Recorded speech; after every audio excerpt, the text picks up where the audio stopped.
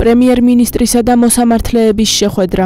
ჩვენი ხელისუფლების პირობებში არის ფუნდამენტური ცვლილებები, განხორციელებული პირველ რიგში დემოკრატიის და ადამიანის უფლებების მიმართულებით, რაც ყველას მოგეხსენებათ და ამ თვალსაზრისით ერთ-ერთი გამორჩეული მიღწევა უკავშირდება სწორედ სასამართლო სისტემაში მდგომარეობის გაჯანსაღებას და შედეგში თითოეული თქვენგანი სული არის, რა თქმა უნდა, განსაკუთრებული, რომ არა მოსამართლეები, რომლებიც კეთილსინდისიერად ემსახურებიან, რომლებიც კეთილსინდისიერად ემსახურებით სასამართლო სისტემას სამართალს ჩვენს ქვეყანაში, რა თქმა უნდა, ამ მასშტაბის ცვლილებები არ დადგებოდა. კიდევ ერთხელ მინდა მადლობა გადაგიხადოთ თითოეულ თქვენგანს თქვენი წვლილისთვის იმ საქმეში, რასაც ქვია საქართველოში დემოკრატიული სისტემის გაჯანსაღება, ადამიანის უფლებების უკეთ დაცვა და დარწმუნებულია, რომ მომავალშიც გვექნება ძალიან დიდი წარმატებები და მუდმივი პროგრესი ამ მიმართულებით.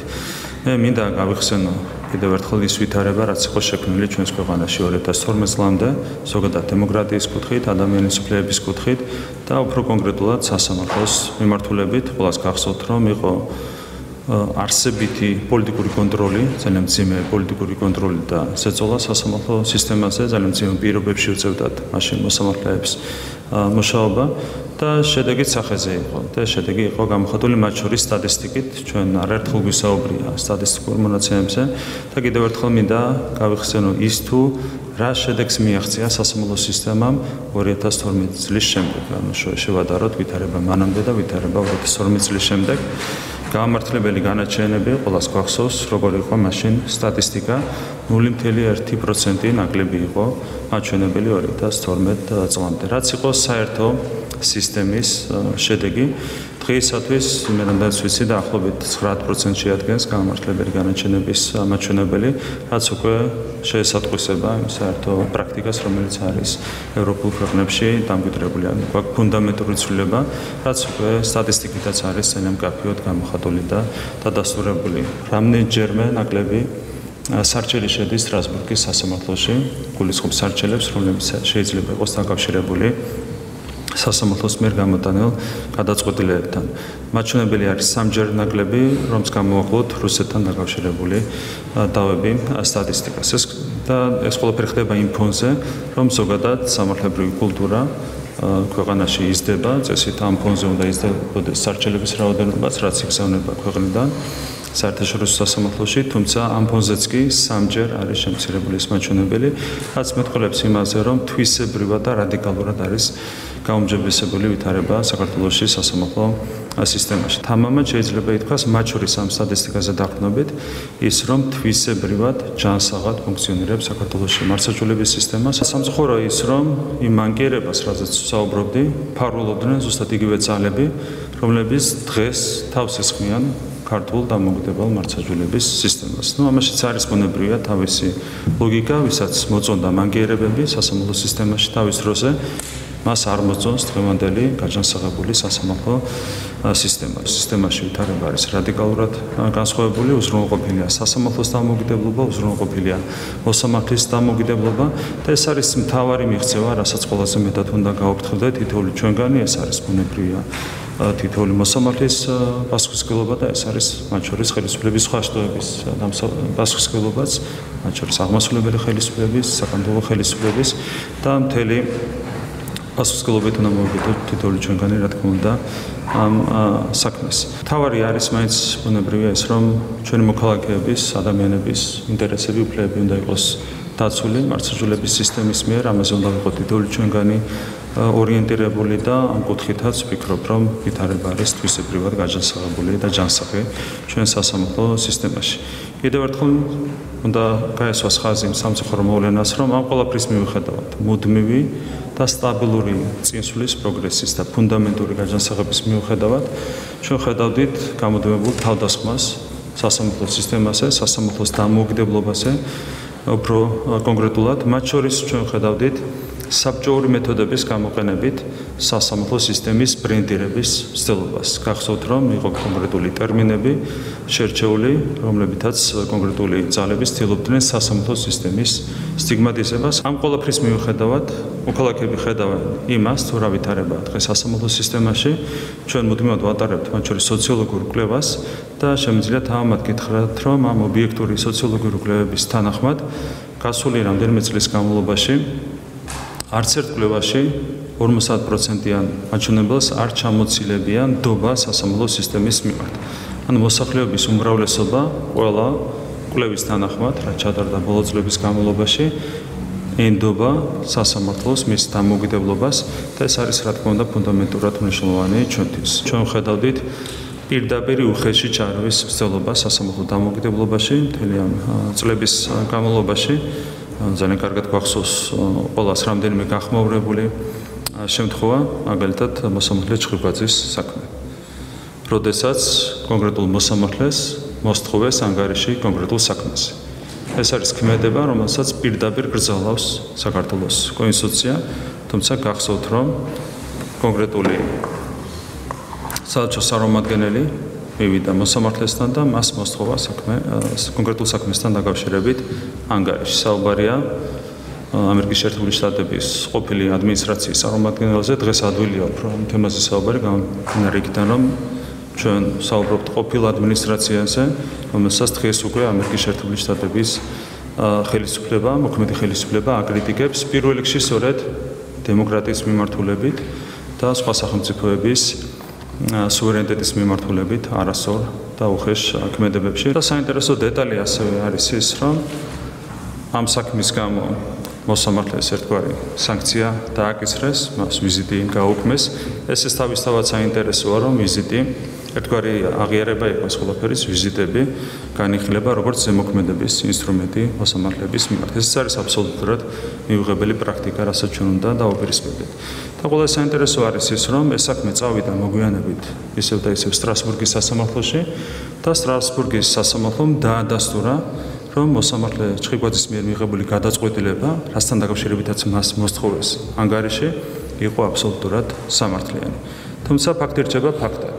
მიღებული იქნა სამართლიანი გადაწყვეტილება, მოსამართლეს მოსთხოვეს ანგარიში, მოსამართლე დასაჯეს ვიზიტის გაუქმებით.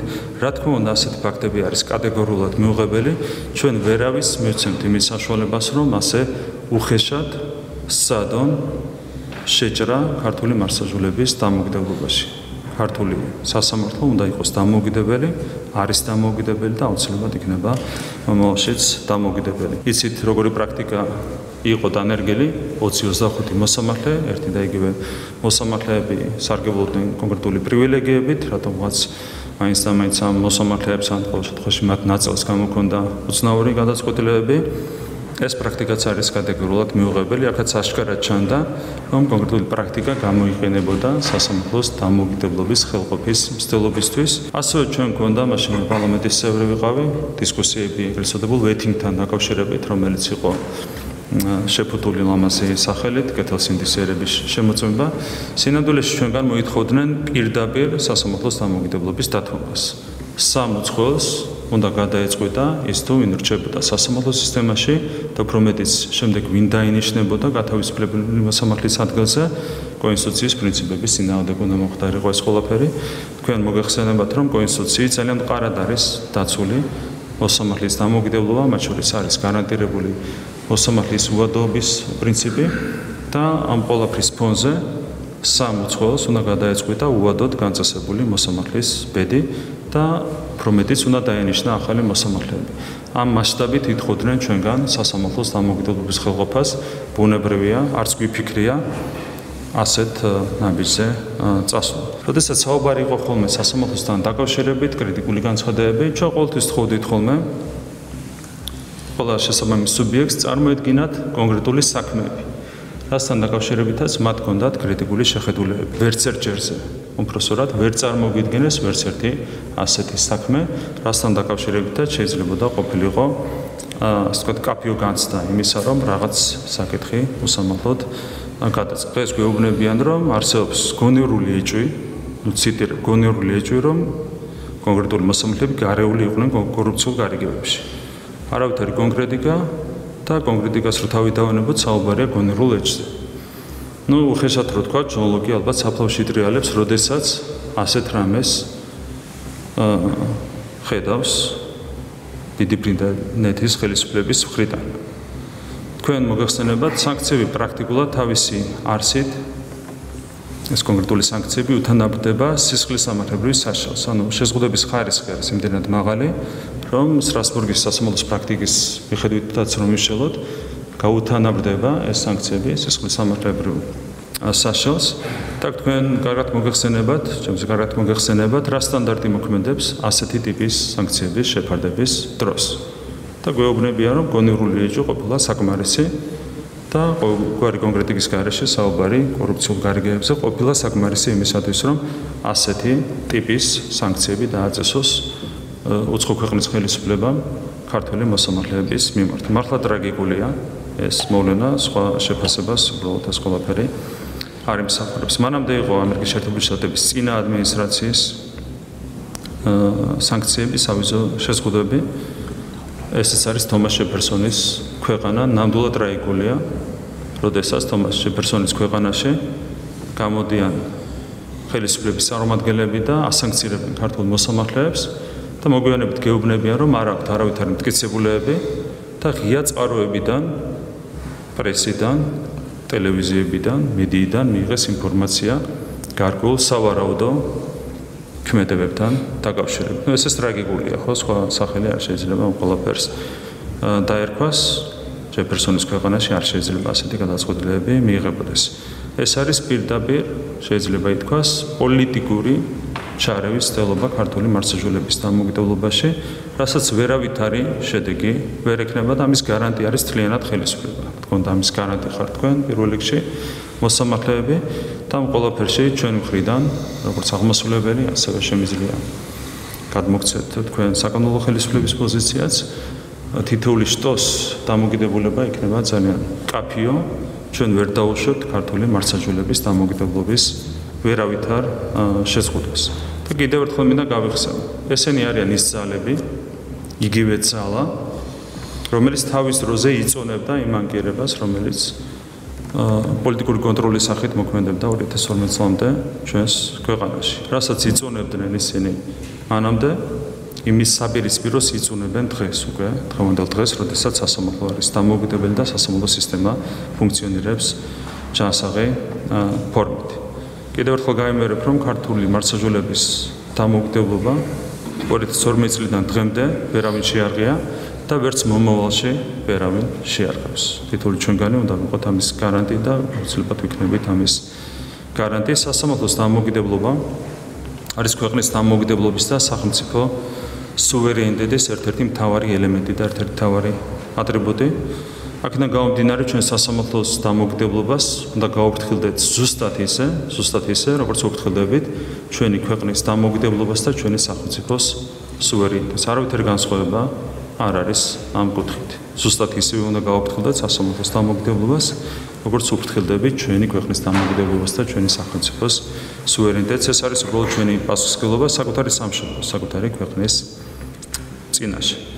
მთავრობა არის სად, რა თქმა უნდა, რომ მაქსიმალური მხარდაჭერა აღმოუჩინოს, გაუწიოს სასამართლო ხელისუფლებას, იქნება ეს იგივე მათ შორის ფინანსური კუთხით, მატერიალური კუთხით, რა თქმა უნდა, გვექნება მუდმივი მჭიდრო თანამშრომლობა საკითხებთან დაკავშირებით და მაქსიმალური გულისხმიერებით მოვეკიდებით, რა თქმა უნდა, თითოეულ საკითხს, რომელიც დაისმება სასამართლო ხელისუფლების მხრიდან, გავაკეთებთ ყველაფერს იმისათვის, რომ კიდევ უფრო მეტად განვამტკიცოთ სასამართლოს დამოუკიდებლობა და სასამართლოს ეფექტიანობა.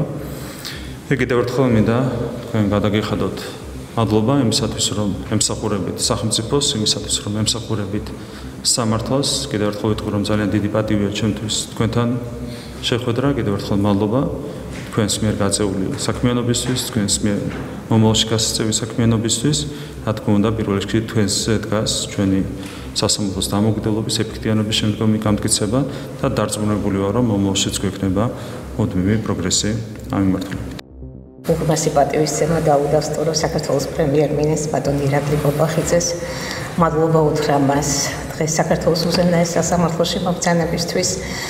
ჩემი კოლეგები დამეთანხმებიან, რომ ალბათ მეტადრე უფრო სასიხარული იქნებოდა ჩვენთვის ბატონ ირაკლისთან საუბარი და დისკუსია ქონოდა მართლმსაჯულებისათვის საკვანძო საკითხებთან დაკავშირებით, მაგრამ სამწუხაროდ ჩვენ კვლავაც გვიწევს იმ სირთულეებზე საუბარი, რომელიც წლები აგრძელდება სასამართლოსთან მიმართებაში და რომელიც უხეშად ლახავს როგორც სასამართლოს დამოუკიდებლობას, ისე თითოეული ინდივიდუალური მოსამართლის დამოუკიდებლობას. ვერ რაფრით ვერ ვეგუები და ვერ ვხსნი მოცემულობას, რომ მოსამართლე შეიძლება დასანქცირდეს მხოლოდ იმის გამო, რომ ის თავის პროფესიულ საქმიანობას ახორციელებს.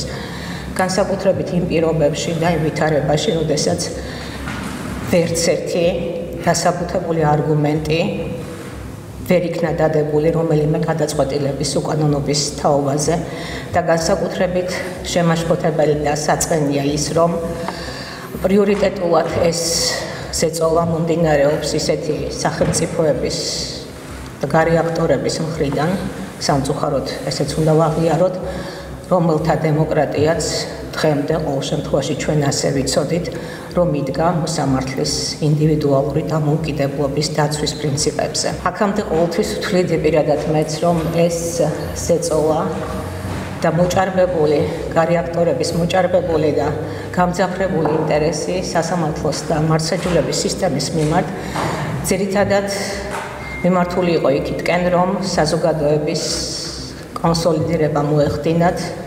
სასამართლოს ნეგატიური განწყობების მიმართულებით და ამით მოეხდინათ სასამართლო ხელისუფლების პოლიტიზირება.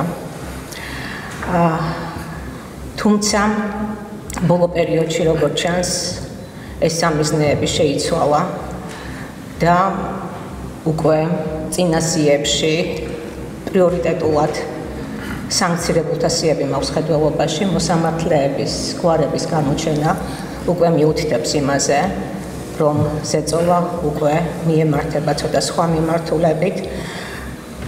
სავარაუდოდ აქ გათვლა კეთდება იმაზე, რომ თვითგადარჩენის ინსტინქტი გაძლიერდეს ინდივიდუალურ მოსამართლეში და ამან უზრუნველყოს ხელისუფლების ერთ-ერთი შტოს შიგნიდან ჩამოშლა.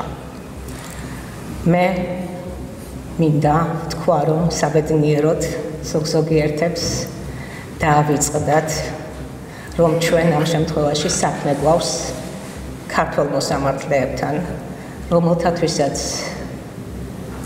ღირებულია ის პრიორიტეტები, ღირებული არის პროფესიული პატივმოყვარეობა, გააჩნიათ პროფესიული თავმოყვარეობა და მაღალი საზოგადოებრივი პასუხისმგებლობა.